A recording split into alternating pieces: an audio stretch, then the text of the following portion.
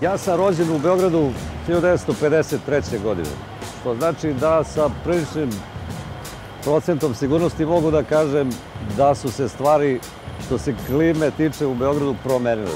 Ono čega se ja sećam vrlo upadljivo to je da kad sam ja bio mali imali smo prilično definisana 4-godišnja doba. Imali smo zimu, jesen, proleće i leto. Što sada recimo ne može baš da se kaže da je tako. I ono što takođe sa priličnom sigurnošću mogu da kažem, to je da su ljudi dosta doprineli da to bude između ostalo tako. Tako da smo smislili da pozovemo sve mlade umetnike da se uključe u akciju Planeta Art. Evo, ja se na svoju sreću ceo život bavim muzikom i ono što znam to je da jedini način da se na druge ljude utiče je sopstvenim primjerom.